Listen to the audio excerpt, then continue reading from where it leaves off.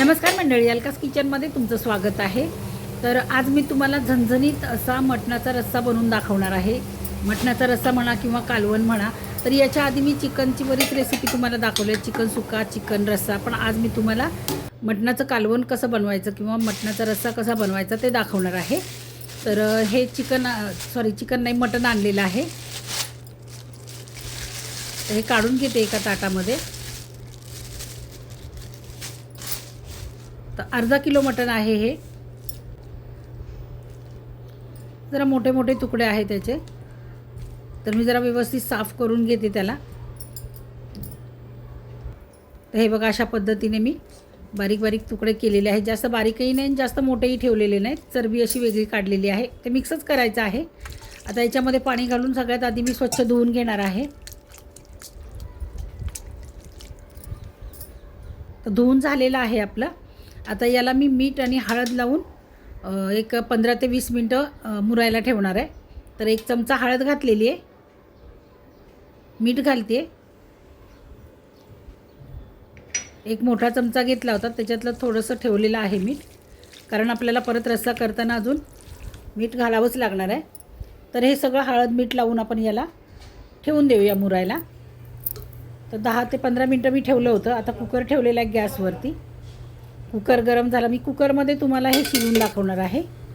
तर एक पळी तेल घातलं, तेल गरम झालं की तेजपत्ता घातला, एक मध्यम आकाराचा कांदा बारीक चिरून घेतला होता तोही घातला। आता आपल्याला कांदा व्यवस्थित परतून घ्यायचा आहे।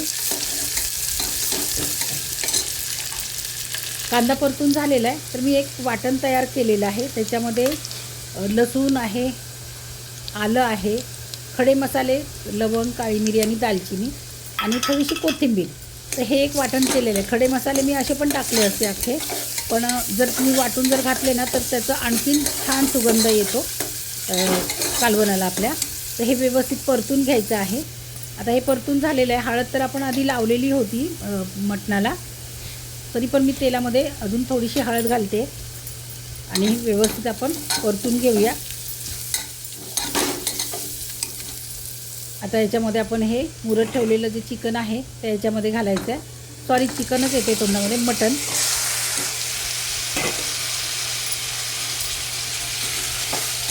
तर हे मी फक्त परतून घेणार आहे। आता हे जे आपण वाटण म्हणजे मसाले घातले होते की नाही, हे सगळे व्यवस्थित लागले पाहिजे। तर असं परतून घ्यायचं आहे व्यवस्थित। बघू शकता, मस्त असं परतून घेतलेलं आहे। झाकण वगैरे काही ठेवलेलं नाही, कारण मी हे कुकरला शिजवणार आहे। तर परतून झालेलं आहे। इकडे आपण परतेपर्यंत मी गरम पाणी करायला ठेवलं होतं। आता ते गरम पाणी याच्यामध्ये ॲड करते।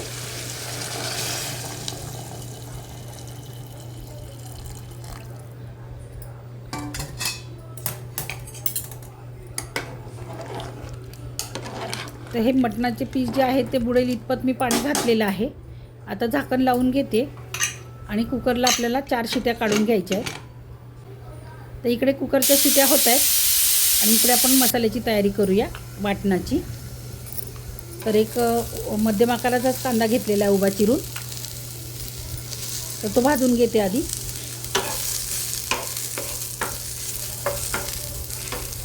कांदा थोडासा भाजत आल्याच्या नंतर आपल्याला याच्यामध्ये किंचित तेल घालायचं आहे, म्हणजे कांदा अजून व्यवस्थित आपला भाजला जाईल।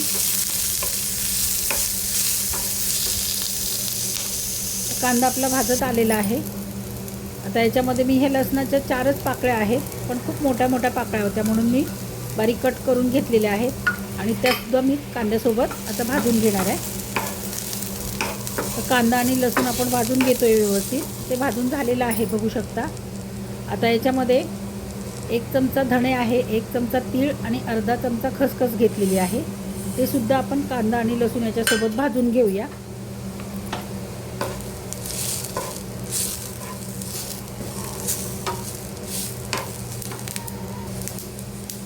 खसखस अशी तडतड उडायला लागलेली आहे, म्हणजे आपला मसाला व्यवस्थित भाजून झालेला आहे बघू शकता। आता एका डिशमध्ये काढून ठेवले थंड होण्यासाठी आणि त्याच पॅनमध्ये मी हे खोबरं घेतलेलं आहे। 1 वाटी होती, त्याच्यातलं थोडंसं ठेवलेलं आहे। बाकी मी हे सगळं खोबरं म्हणजे 1 वाटीच घेतलेली आहे, थोडंसं काढून ठेवलं आहे। त्याचे बारीक तुकडे करून हे पण आपल्याला भाजून घ्यायचं आहे। आता खोबऱ्यामध्ये तेल घालायची गरज नाही.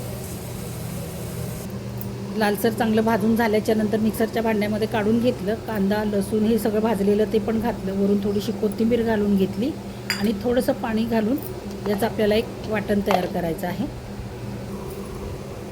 बघू शकता असं वाटण तयार केलेलं आहे. कुकरही आपला थंड झालेला आहे. उघडून बघूया आपण. सुगंध तर छान येतोय मटणाचा. आता शिजलंय का नाही ते बघूया आपण. 4 शिट्या दिलेल्या होत्या आपण आणि 4 शिट्यांमध्ये मस्त असं शिजलेलं आहे. बघू शकता तुम्ही. आता मी इकडे पातेल्यामध्ये फोडणी देणार आहे, कालवण करणार आहे याच्यामध्ये. तर पातेलं ठेवलेलं आहे गॅसवरती. पातेलं गरम झालं की 1 पळी तेल घालते. आधी फोडणीसाठी 1 पळी घातली होती आणि आता 1 पळी, म्हणजे 2च पळी तेलाचा वापर केलेला आहे. आता हे मी 2.5 चमचे आपला कांदा लसूण मसाला म्हणजेच घाटी मसाला घालते.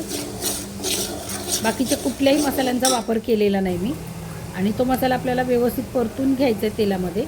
परतून झाला की हे वाटण घालते.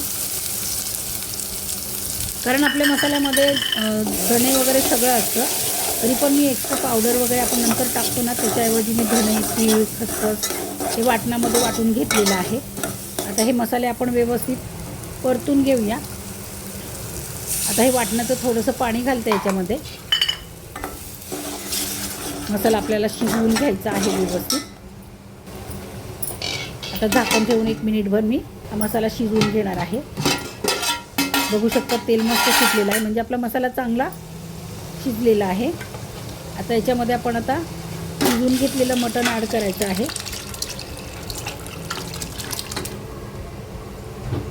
तिखट तुम्ही अंदाजाने टाका, तुमच्या अंदाजाने, कारण आम्हाला जरा झणझणीत लागतं म्हणून मी मसाला जास्त वापरलेला आहे.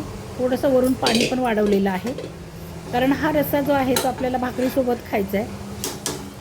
भाकरी चुरून खायची म्हटलं तर रस्सा जरासा पातळच पाहिजे. आता हे वरून पाणी मसाला वगैरे आणखीन एक्स्ट्रा वाढलेलं आहे, म्हणून चवीनुसार पुन्हा मी मीठ अजून थोडंसं वाढवते. अंदाजाने मीठ घालायचं आहे आपल्याला. रस्सा जास्त घट्टही नाही जास्त पातळही नाही.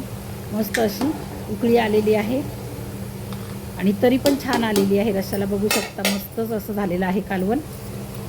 आता वरून आपण कोथिंबीर घालूया. तर मस्त असं मटणाचा रस्सा किंवा मटणाचं कालवण म्हणा आपलं तयार झालेलं आहे मंडळी. बघू शकता तुम्ही. तर हा व्हिडिओ तुम्हाला कसा वाटला ते नक्की मला कमेंटमध्ये सांगा. व्हिडिओला लाईक करा, शेअर करा, हाईप करा आणि जर नवीन असाल तर माझ्या चॅनलला सबस्क्राईब करून बेल आयकॉन प्रेस करा. व्हिडिओ संपूर्ण पाहिल्याबद्दल धन्यवाद.